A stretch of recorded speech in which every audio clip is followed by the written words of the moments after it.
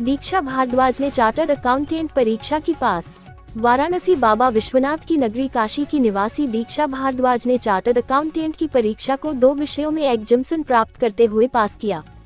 दीक्षा ने कंप्लीट करने की इस सफलता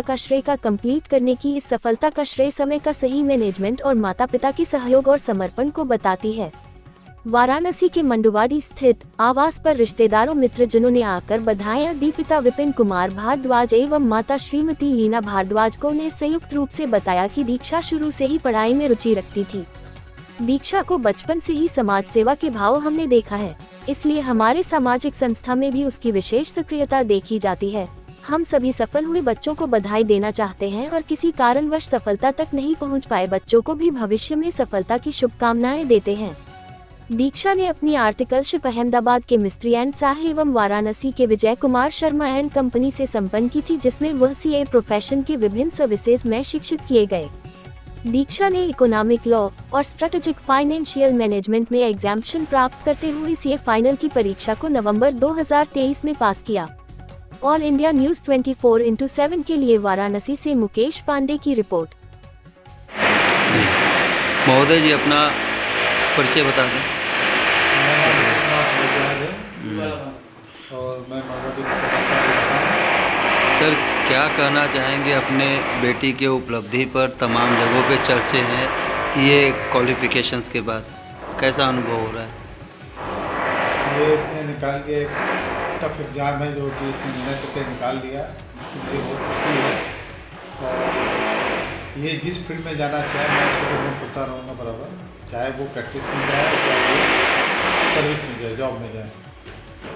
सर, अगर बात की जाए तो कहीं ना कहीं बड़ा चैलेंजिंग एजुकेशन होता है सीए की तैयारी वगैरह में। कितना चैलेंजिंग आपके लिए रहा अपने हिसाब से? देखिए, सीए एग्ज़ाम अपने आप में एक चैलेंजिंग एग्ज़ाम है, क्योंकि इसमें आरक्षण नाम का कुछ नहीं होता। इसमें योग्यता है तो आप आगे आइए और नहीं तो रहिएगा। अभी और बाकी IAS BCS सब में आरक्षण है, लेकिन अभी एक ये प्रेस बचा हुआ है जिस पर कि आरक्षण नाम की क्रिया नहीं है एकदम। और इसमें जो है जो बच्चा टैलेंटेड है वही आगे आएगा बच्चों के, और नहीं तो बहुत लोग पड़े हुए हैं। अच्छा, आप क्या संदेश देना चाहते हैं? आपकी बच्चियाँ तो पूरी हो गई और बच्चों के प्रति क्या संदेश देना चाहते हैं? मैं ये कहना चाहता हूँ कि कोई बच्चा अपना एम निर्धारित कर ले और निर्धारित करने के बाद जो है वो उस लक्ष्य की ओर आगे बढ़ जाए, फिर पीछे मुड़ के न देखे। अगर वो पीछे मुड़ के देखता है तो फिर वो डाइवर्ट हो जाएगा और काम को नहीं कर पाएगा।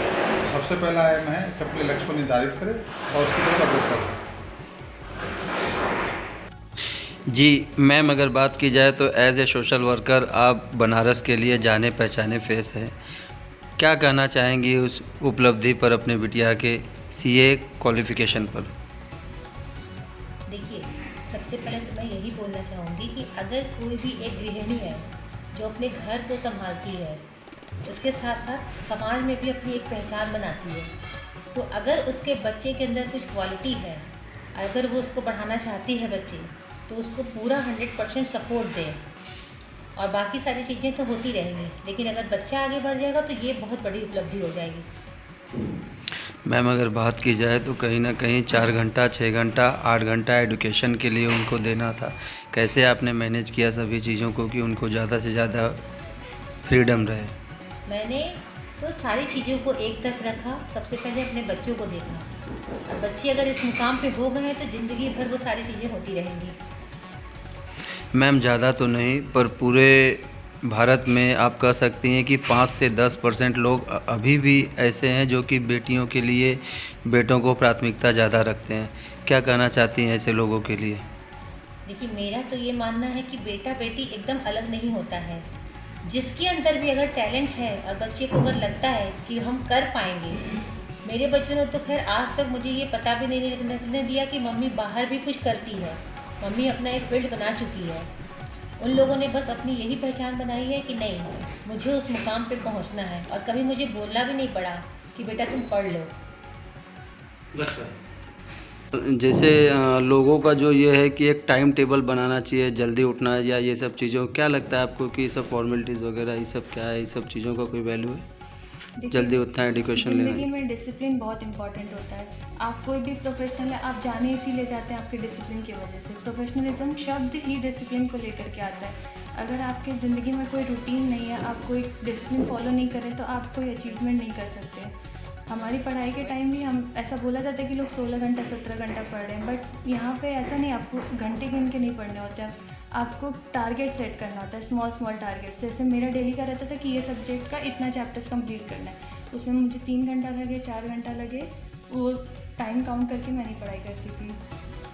तो आपको डिसिप्लिन में पढ़ना चाहिए। मॉर्निंग आपका रूटीन सेट होना चाहिए कि मुझे इतने से इतने देर पढ़ना है, क्योंकि वो समय आपका फिक्स हो जाता है तो उस टाइम आपका माइंड उस चीज़ों को अडेप्ट कर लेता है। सोने के समय पे आपको नींद ही आएगी, पढ़ाई के समय पे आपको और कुछ दिमाग में थॉट नहीं आएगा। तो इसलिए डिसिप्लिन वे में पढ़ना चाहिए, एक प्रॉपर प्लान और टारगेट के हिसाब से, और थोड़ी स्मार्ट स्टडी करनी चाहिए सीए में। ये नहीं कि पूरा पढ़े जा रहे हैं, क्या क्वेश्चंस आने वाले हैं, कैसे मुझे कम समय में ज़्यादा चीज़ों को कवर करके टैकल करना है, और एक्यूरेसी कितनी मेंटेन करके रखनी है। क्या